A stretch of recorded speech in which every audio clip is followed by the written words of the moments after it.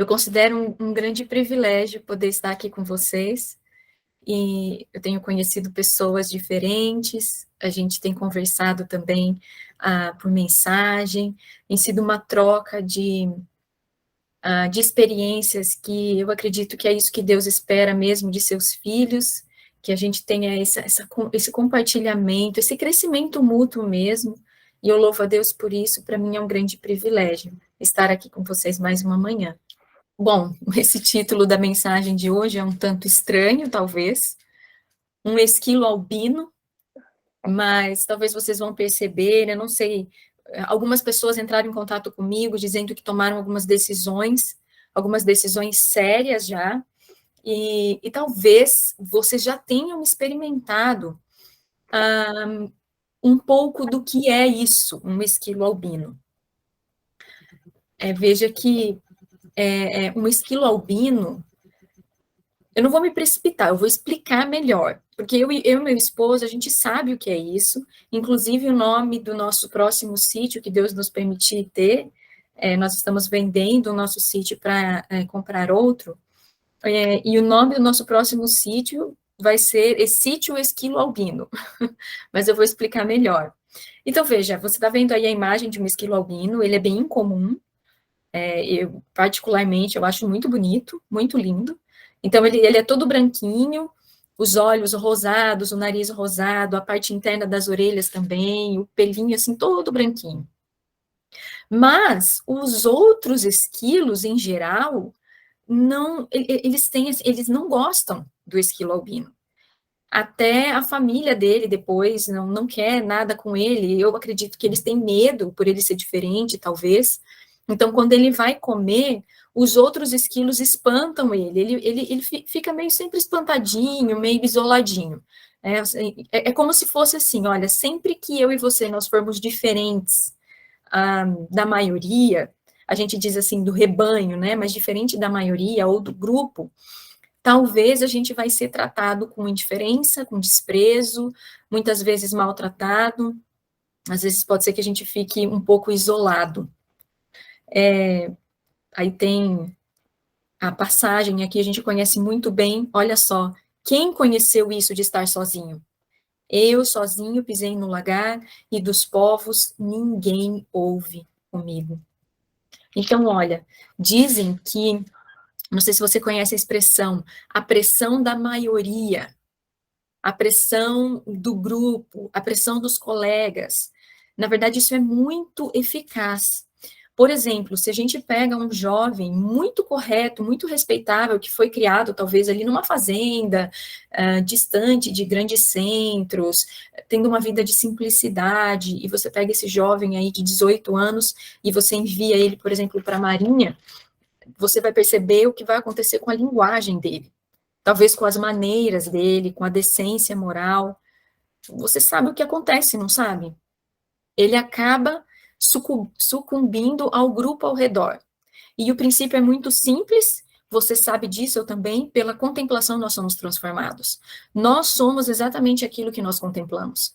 Então, a pressão da maioria é altamente convincente. Por exemplo, por que odiavam a Jesus? Ele ousava ser diferente da maioria. Ele vivia a vida mais pura e abnegada de todas.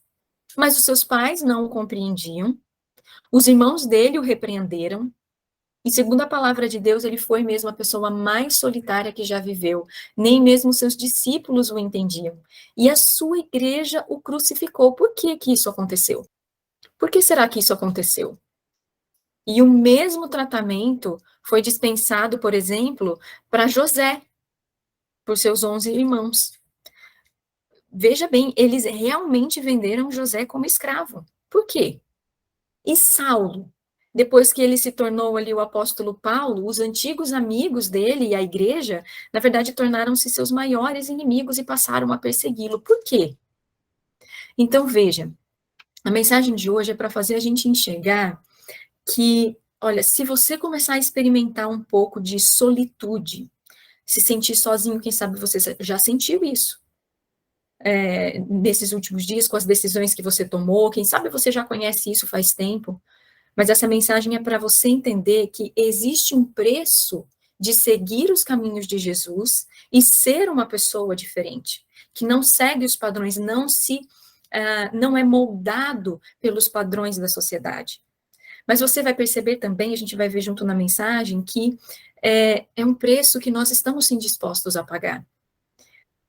Olha só, toda vez que você se afastar da norma vigente na sociedade, ou na maioria, seja a sociedade na sua igreja, seja a sociedade em família, ou como um todo, como comunidade, sempre que você seguir um caminho diferente, talvez você deseja um caminho mais nobre, mais elevado, você comece a questionar algumas coisas, vai ter um preço. Pergunte aos reformadores, por exemplo. Eles foram arrastados ali perante concílios da igreja deles, para eles se retratarem. Ou então, o que acontecia com eles? Se você não fizer isso, você vai morrer, você vai ser morto. Você já imaginou? E o que eles escolheram? Eles escolheram justamente o então. Então eu pergunto o seguinte, o que eu e você estamos escolhendo? Será que a gente tem medo? Se você escolher deixar de ser essa amálgama cristã que nós vimos no começo, quem estava conosco na semana passada, quem não estava, o vídeo já está no canal e você pode assistir. Se você deixar de ser essa amálgama cristã, que é querer misturar a semelhança de Jesus com o eu, e se você passar a contemplar mais a Jesus e ser submisso inteiramente a Ele, inteiramente, e você então organizar as suas prioridades, algumas pessoas disseram que estão fazendo isso. Louvado seja Deus. Se de repente agora você começar a dizer não, um não educado a alguns eventos, a alguns compromissos, a alguns convites, e você se dedicar à sua família, meu querido amigo, minha querida irmão que estão aqui, você imediatamente vai descobrir que você vai ser tratado como Jesus foi. Você não vai ser compreendido, talvez nem pelos seus amigos. Hoje em dia, nós sabemos que as igrejas cristãs, elas se tornaram um pouco conformistas. Ou seja, estão cheias de pessoas que não aprenderam a talvez raciocinar por si mesmas. Então, elas reproduzem um discurso, até questões de doutrinas e teologia, elas reproduzem algo sem questionar. A gente chama de mentalidade de rebanho, ou seja, homens que seguem homens. Ou como a palavra de Deus diz, são ovelhas mudas seguindo pastores cegos. Mas a palavra de Deus nos ordena: não vos conformeis com este mundo, com esse tempo. Não é para nós nos conformarmos com a cultura do nosso tempo. É para nós mudarmos, é para a gente ser sal, é para a gente ser luz. E veja, essa analogia aí do sal e da luz simplesmente significa que a gente deve ser um agente de mudança. Porque quando você põe sal em uma comida, em um alimento, muda tudo. Muda absolutamente tudo. Quando vem uma luz é acendida, muda absolutamente tudo. Agora, como é que eu e você vamos ser um agente de mudança se nós estamos seguindo a multidão, seguindo a maioria? Não há como. Então, veja, eu e meu esposo, minha família, nós nos tornamos esquilos albinos, mas a gente não sabia disso, nem tínhamos a intenção de ser um esquilo albino. Mas por causa da nossa busca, nosso desejo imenso no coração, as escolhas que nós fomos fazendo, a gente acabou, como se a gente não fizesse mais parte do rebanho. É como se nós nos tornássemos agora pessoas que são diferentes a ponto de pensar e agir de forma independente. Eu digo independente no sentido de que nós éramos submissos a Deus em primeiro lugar e não aos homens. Então, muitas vezes a gente se comportava de forma diferente do esperado, diferente do usual. A gente não sabia que isso ia acontecer. A gente nunca pretendeu ser diferente de irmãos ou de pessoas até da mesma fé. A única coisa que a gente almejava era estudar a palavra de Deus e obedecer, não tinha outro caminho, porque nossa mente era o seguinte, olha, ao você ler algo, Deus está dizendo claramente o que Ele espera de nós. Ou eu obedeço, ou eu sou rebelde. Na nossa mente era assim. Era tão simples como isso. Mas a gente não queria se distinguir dos outros, ser diferente a ponto de, olha, nós somos melhores do que os outros. De forma nenhuma. a gente apenas queria viver de acordo com o plano de Deus, com o que a gente estava encontrando descrito em sua palavra. Mas eu preciso dizer para vocês que as outras pessoas não enxergaram isso em nós e talvez não enxerguem isso em vocês. Alguns até se sentiram ameaçados com a nossa forma de viver. Outros pensaram assim, ó, vocês estão querendo mudar tudo, vocês estão querendo substituir o que já está bem fixado, a norma que já está fixada, a narrativa que já está fixada na igreja, na cultura, na sociedade. Não é assim que se faz. Então, nós fomos acusados de pensar que nós éramos melhores do que os outros. Por exemplo, acusados de não apoiar as escolas da nossa igreja por escolher educar os nossos filhos em casa. E por não permitirmos que os nossos filhos eles estivessem com as outras crianças sem a nossa presença, algumas famílias se sentiam ofendidas, porque tem alguma coisa de errado com a gente? E não era nada disso. Nos viam como se nós fôssemos orgulhosos. Nós começamos a não ir mais aos almoços da igreja, algumas reuniões sociais na casa dos irmãos. Por quê? Porque a gente começou a perceber, a gente lia na palavra de Deus sobre o espírito de frivolidade. E a gente ia nessas reuniões e a gente percebia que quando a gente via, já estava um espírito de frivolidade se infiltrando. Então, para nós, era como comer, sentar e folgar, ou se divertir, como diz a palavra de Deus. Então, era muito gracejo, muita risada, muita conversa que não enobrecia ninguém. Então, tenha em mente, por favor, que o nosso lema era esse que está aí na tela, olha, dê a eles o melhor e proteja-os de tudo ao redor. Nós desejávamos dar aos nossos filhos aquilo que era o melhor e protegê-los. A gente não fazia ideia de que treinar os nossos filhos e a nós mesmos para sermos governados por Deus e não aceitar domínio ou ser controlados por homens. A gente não sabia que isso ia ser tão ofensivo para as pessoas que frequentam a igreja, para crentes na palavra de Deus e professos cristãos. Mais até do que pessoas do mundo. Então, entenda, nós, eu e meu esposo, nós precisamos decidir praticar aquele isolamento voluntário que a gente falou em outras palestras. Mas não era porque a gente se achava melhor do que os outros, muito pelo contrário, é por entender a nossa falta de força moral dos nossos filhos. Depois que eu li um texto do Espírito de Profecia, a irmã White, ela dizia assim, olha, se os vossos filhos, eu vou dizer com as minhas palavras, mas se os vossos filhos não têm força moral para, de repente começou uma conversa, um assunto, que não honra a Deus e não agrada a Deus. O que é esperado que eles façam? É esperado que eles digam o seguinte, olha, se a conversa não mudar, eu vou me retirar, porque eu não posso ficar aqui nesse ambiente enquanto os assuntos forem esses. Você sabia que Deus espera isso de nós? Então, eu conversei com meu filho a esse respeito e eu perguntei para ele, filho, você teria coragem? De repente, começaram a contar uma piada, começaram a falar alguma coisa, você teria coragem de dizer isso? E ele disse para mim, mamãe, eu não tenho coragem, ele é um pouco tímido, e ele disse, mamãe, eu não tenho coragem. Eu falei, bom, então, realmente, ainda não é seguro que você esteja em meio a outros jovens sem a presença dos pais. Então, foi uma decisão que nós tomamos em conjunto com os nossos filhos, para que nós estivéssemos de acordo com a palavra de Deus. Então, nós não nos achávamos melhores do que ninguém, não nos achamos melhores do que ninguém. Nós só estávamos determinados a seguir o plano original de Deus para a nossa vida, conforme escrito nas Escrituras, da melhor forma possível que a gente estava compreendendo. E independentemente do que as nossas famílias, amigos e membros da igreja estivessem fazendo ou não. Então, eu quero contar para vocês como tudo começou.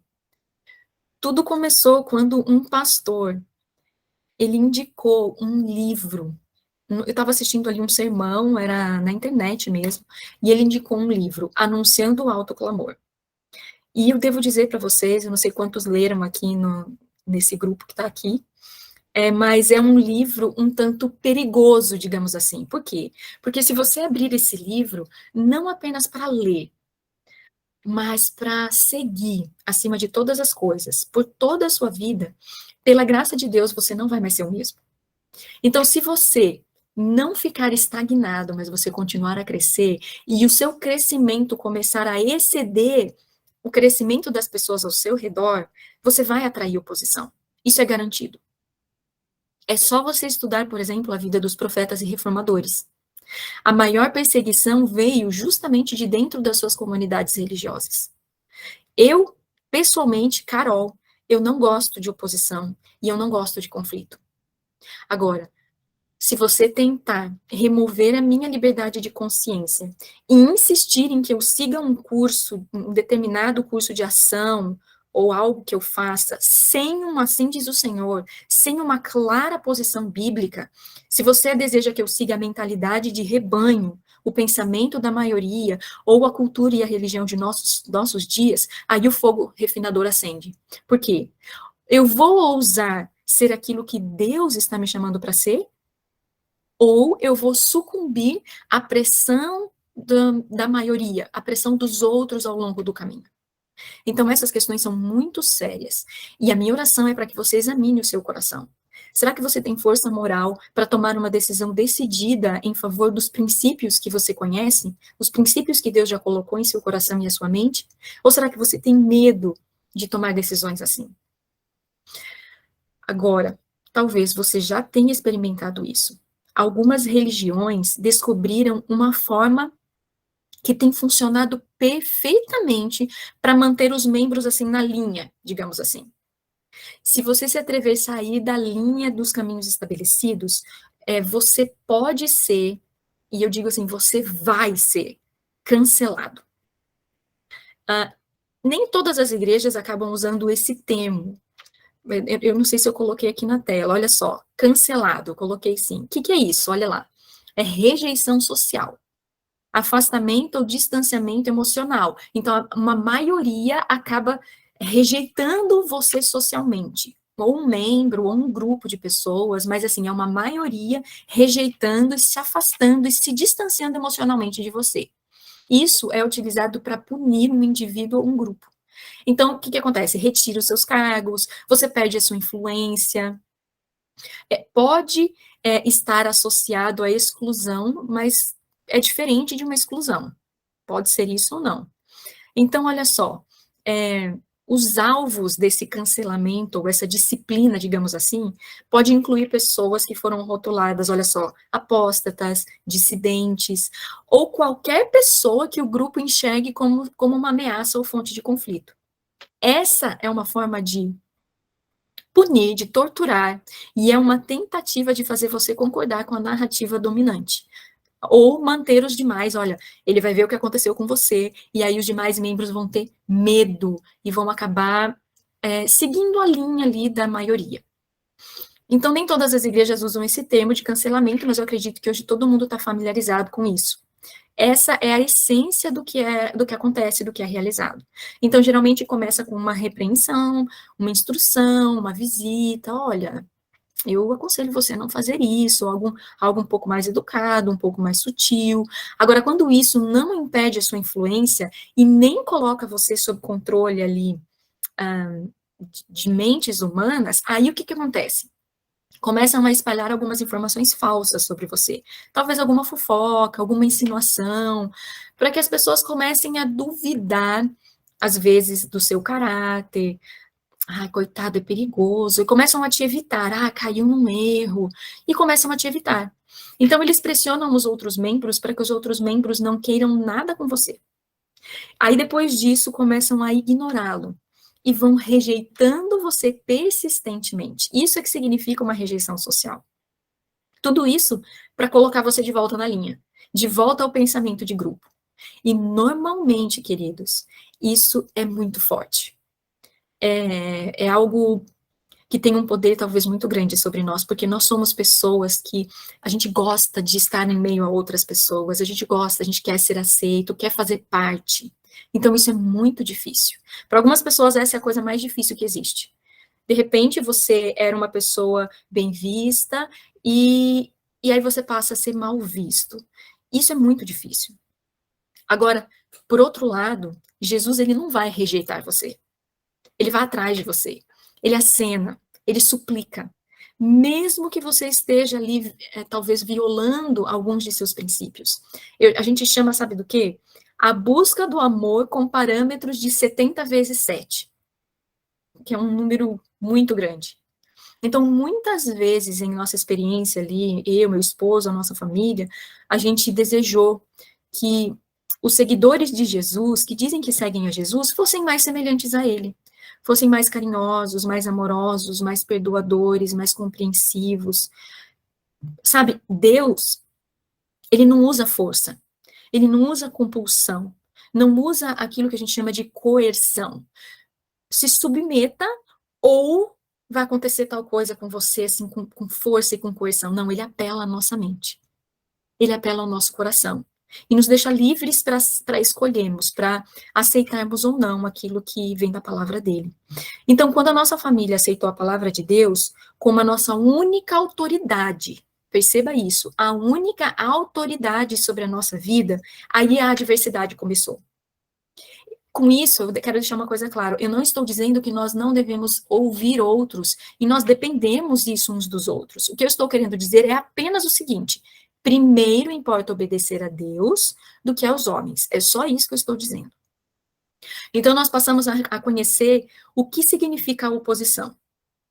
Por isso que eu digo que nós passamos a ser vistos como esquilos albinos, porque passou a haver um contraste.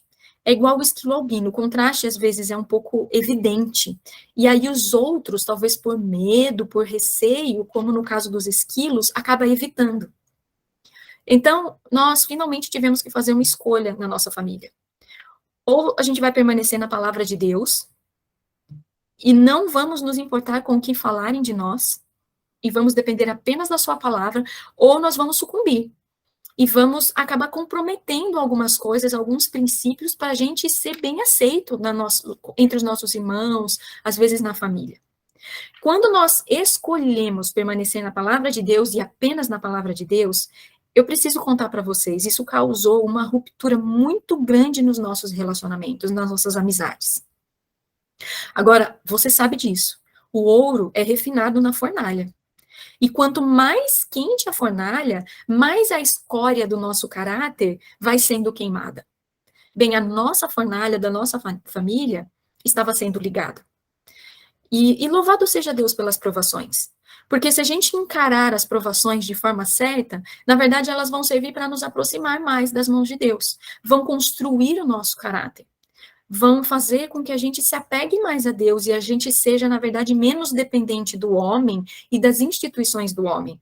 Então, as provações, elas vão ser um bom remédio, se você enxergar essas provações da forma certa. Então, de novo, olha, Deus é o autor da liberdade. Quem é um maníaco por controle é o Satanás. Ele quer controlar. Mas 2 Coríntios 3,17 diz, olha, onde está o Espírito do Senhor, aí a liberdade. Agora, o inimigo, ele vai ficar extremamente incomodado quando você encontrar essa independência. Quando eu digo independência, uma vez mais, significa unicamente submisso a Deus em primeiro lugar e não a homens ou instituições. Quando você encontrar essa independência e essa liberdade em Deus, e nos princípios de vida de Deus, então Satanás vai começar uma guerra contra você, para tentar te desencorajar, para te levar ao desespero, poxa, agora você vai ficar sozinho, para derrubar você, porque ele sabe que a maioria exerce uma pressão muito grande. Os agentes, na verdade, mais úteis são os cristãos nominais, mas são mais úteis nas mãos do inimigo do que as próprias pessoas do mundo. Você vai perceber isso se você ainda não percebeu, com certeza. Olha, nossa família, eu e meu esposo, e o Giovanni, nós nos batizamos em 2016. Ali, naquela igreja, naquele ambiente de igreja, a gente desabrochou. Que coisa maravilhosa. Em poucos anos ali, pouco tempo mesmo, nós já estávamos num nível de aceitação ali entre os nossos irmãos. Aí nós voltamos para o Brasil, a gente estava fora do Brasil, e nós voltamos para o Brasil, e o erro, entre aspas, que nós cometemos foi questionar, continuar lendo, continuar buscando, a nossa alma tinha sede, então a gente queria continuar crescendo. Senhor, que mais é a tua vontade? Que mais o Senhor deixou revelado? Então a gente queria uma caminhada mais profunda, uma proximidade ainda maior de Deus.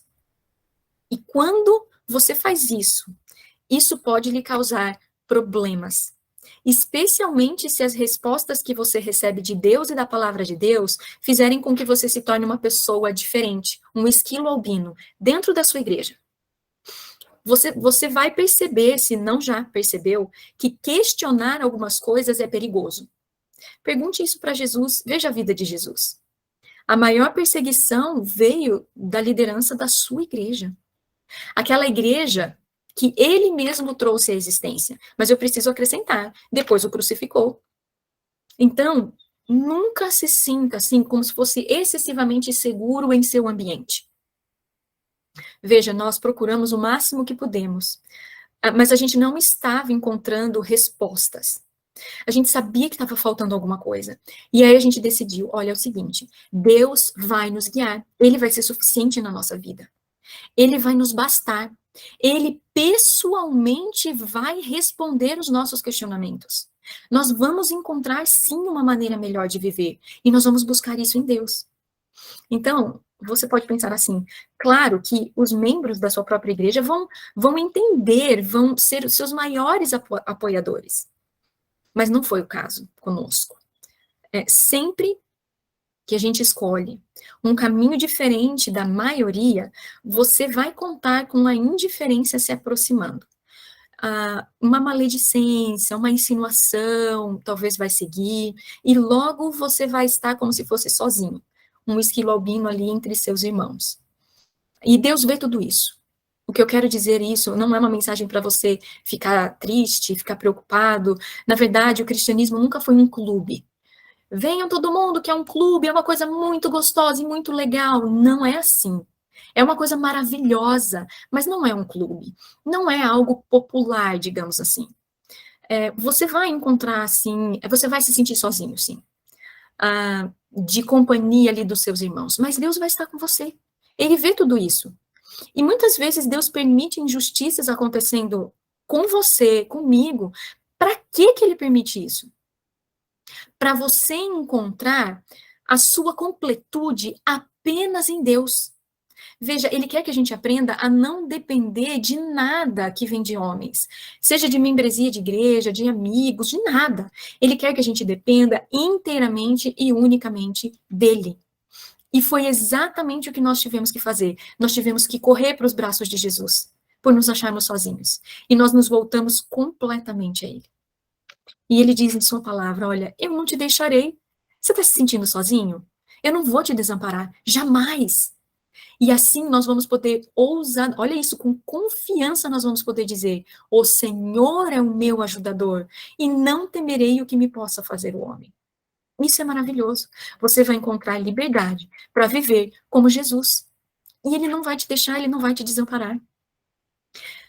Olha só, encontrar essa liberdade para ser aquilo que Deus criou você para ser, aquilo que Deus deseja que você seja, pode ser muito perturbador para as pessoas ao seu redor, para a mentalidade de rebanho. Porque encontrar liberdade em Jesus se torna ameaçador para essa mentalidade de grupo. É desafiador, porque você vai pensar diferente, você vai agir diferente, vai parecer que você está contra todo mundo, e não é isso. Se você não acredita que isso vai acontecer, tente, apenas tente, pensar fora do padrão ali da sua família e da sua igreja. Por isso eu pergunto, você é verdadeiramente livre para seguir a sua consciência conforme Jesus, a sua palavra e o Espírito Santo guiá-lo? Será que você é livre? Certamente nós devemos ser livres. Portanto, se Jesus vos libertar, verdadeiramente sereis livres. Jesus viveu esse princípio enquanto esteve aqui. E como mencionado anteriormente, ele foi o homem mais solitário que já andou aqui no planeta Terra. A família não entendeu, a igreja rejeitou e crucificou Jesus. Os seus discípulos, vocês se lembram disso, tentaram manobrar Jesus para que ele fosse o rei ali temporal, para ele atender às expectativas que eles tinham a respeito de Jesus. Então, não compreenderam. A igreja judaica odiava essa independência de Jesus. Ele não dava ouvidos para esses costumes e essas coisas. A igreja judaica, na verdade, teve medo de que essa independência se espalhasse para todos os cativos religiosos. Veja que os membros não podem ser dependentes de instituições e de maquinarias e de coisas assim. Então, quando você tem membros dependentes de maquinismos, assim, digamos, eu não sei como explicar isso muito bem, mas dependentes de homens, de pastores, você tem pessoas que não são dependentes de Jesus. Essa independência, às vezes, assusta uma liderança, mas não precisa assustar. Então, eles chegaram a ponto de dizer assim, olha, convém que um homem morra e não pereça toda a nação, ele vai destruir tudo que nós conhecemos. Olha, essa independência de Jesus vai destruir tudo. E assim vai acontecer com todos os que seguirem o caminho de Jesus, o caminho que ele nos chamou para seguir. Se você viver livremente aquilo que Deus te chamou para viver, você vai descobrir que essa liberdade não é de graça, não é gratuita. Pode custar tudo na sua vida.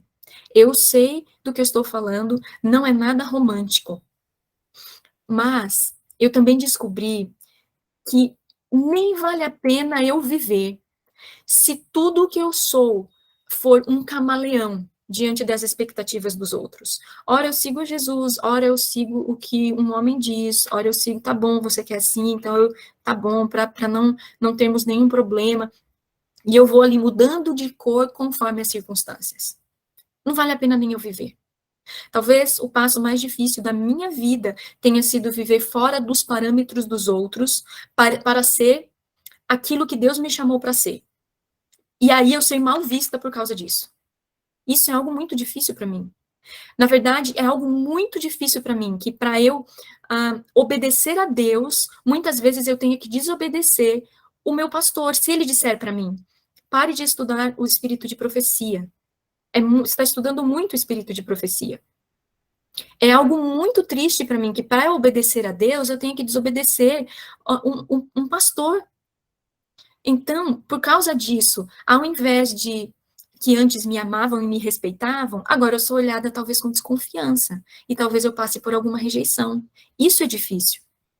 Mas eu descobri que quando você se atreve a ser aquilo que Deus criou você para ser, você vai se deparar, sim, com a rejeição, com desaprovação, com desprezo, com censura, até difamação.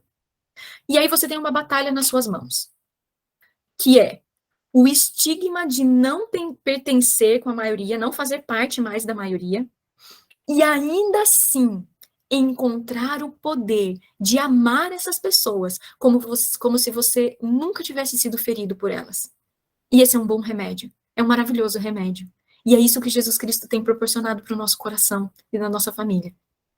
Agora, quanto a nós, a minha família, quanto a mim, eu escolhi superar toda essa rejeição e fazer como Jesus, seguir sozinha.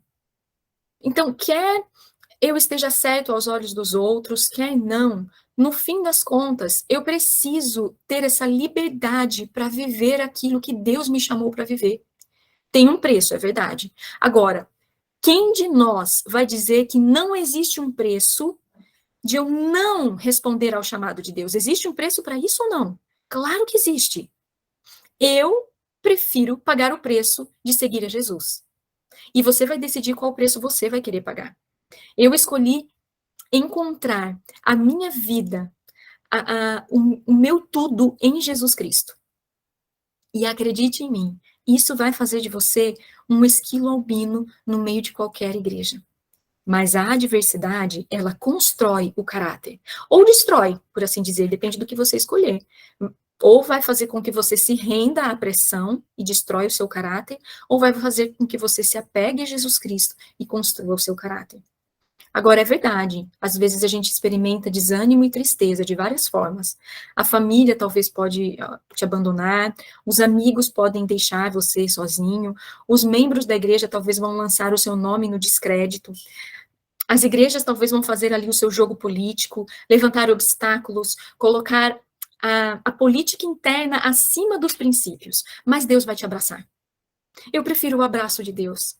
Então, louve a Deus pelo abraço dele que está disponível a você. E esse abraço de Jesus está o atraindo a ele. Porque ele conhece bem o caminho, nós lemos antes. Eu sozinho pisei no lagar e dos povos ninguém ouve comigo. Quem somos nós para viver uma vida diferente do que Jesus Cristo? Não é verdade? Então, olha só, Como assim Jesus sozinho? Ele fez absolutamente tudo certo e mesmo assim não tinha ninguém com ele. Ninguém. Esse é o verdadeiro mistério da iniquidade. Quando Jesus disse aos seus seguidores: olha, se não comerdes a carne do Filho do Homem e não beberdes o seu sangue, não vai ter vida em vós. O que aconteceu? Muitos discípulos viraram as costas e já não andavam com ele. A maioria abandonou a Jesus. Você entendeu isso? A maioria.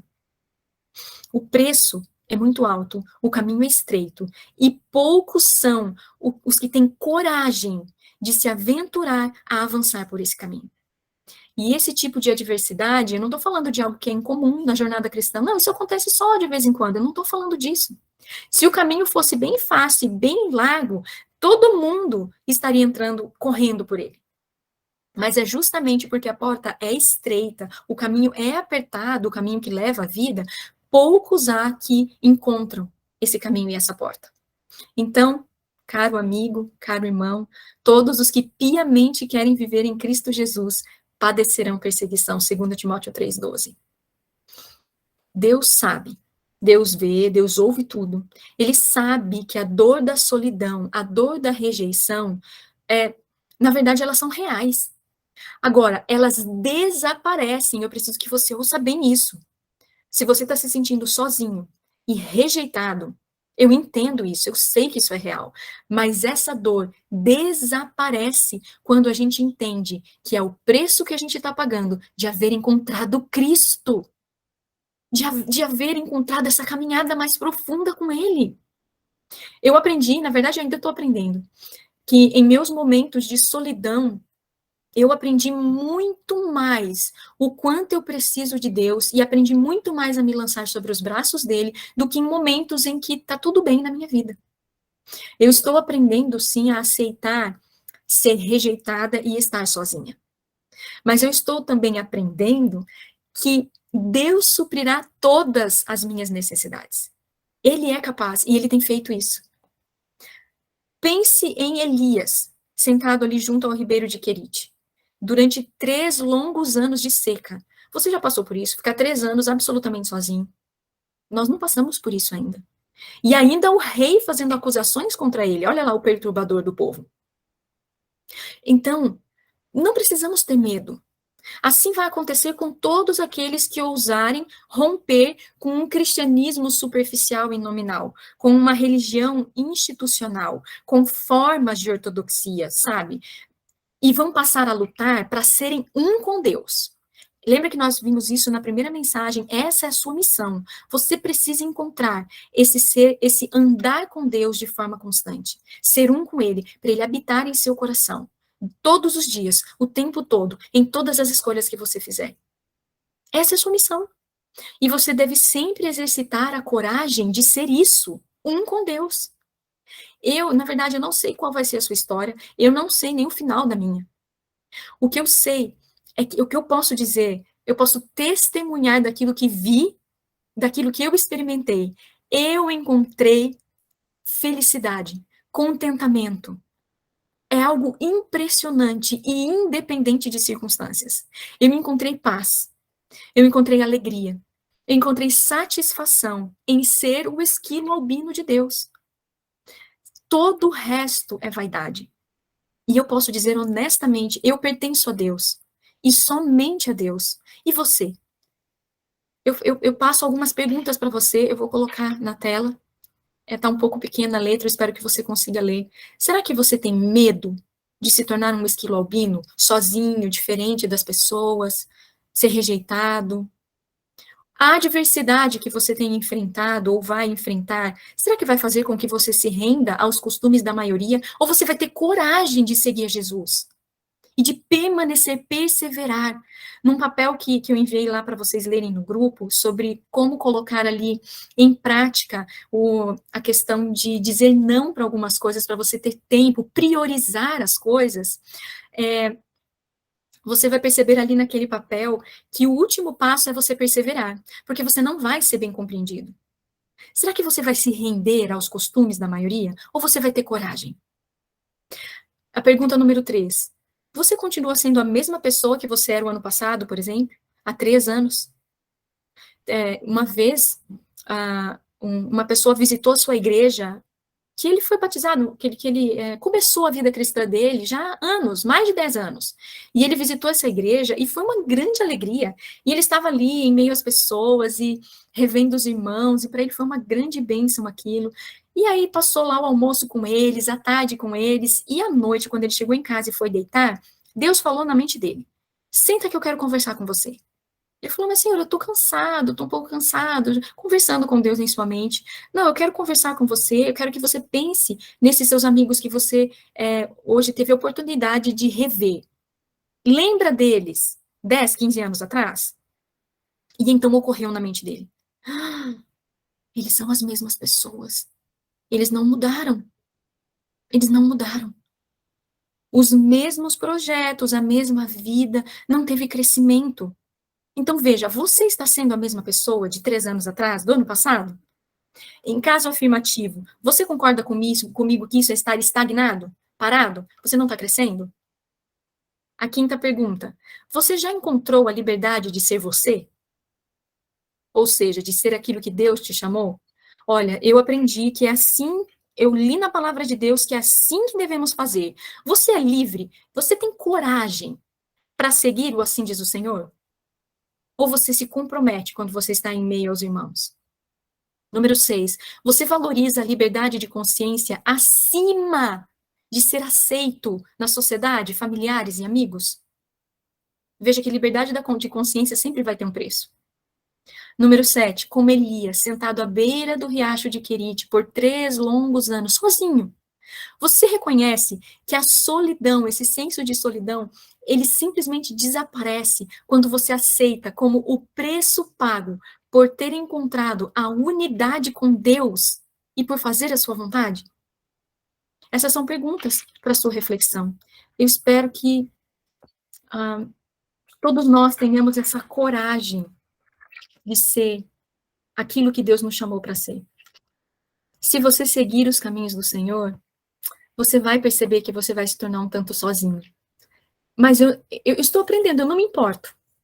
Desde que eu esteja seguindo os caminhos de Deus. Isso tem sido algo muito.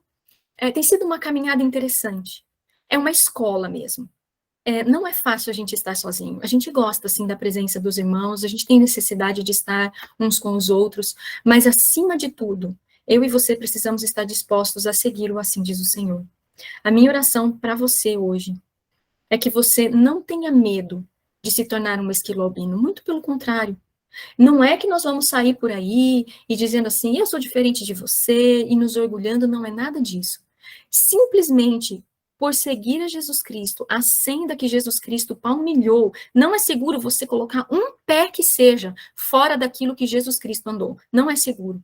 Então, simplesmente por andar nos passos de Jesus de forma humilde, você vai ser visto como diferente. E não tenha medo.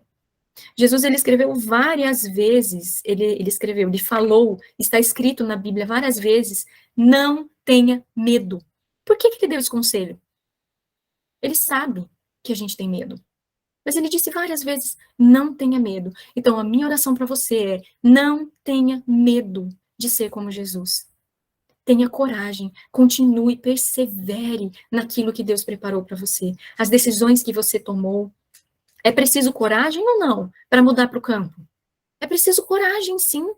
É muito difícil, são muitas incertezas.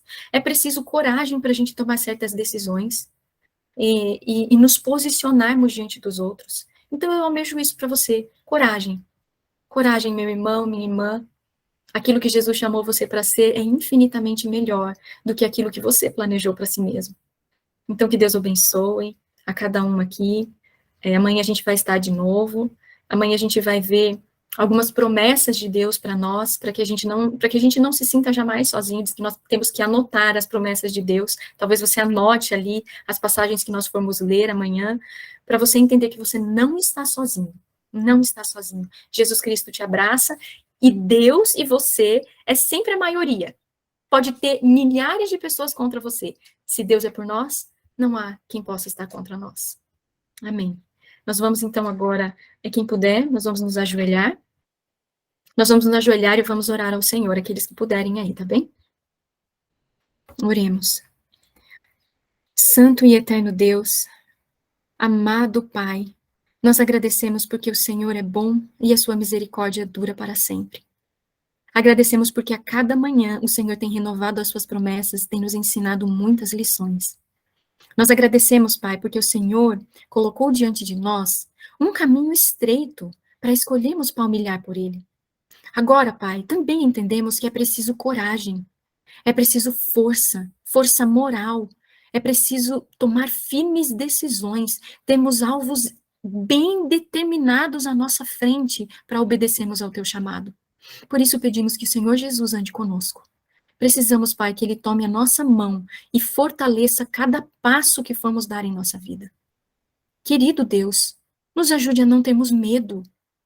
Tira do nosso coração todo medo, para termos a coragem de seguir os passos de Jesus Cristo, para termos a coragem de seguirmos um assim diz o Senhor.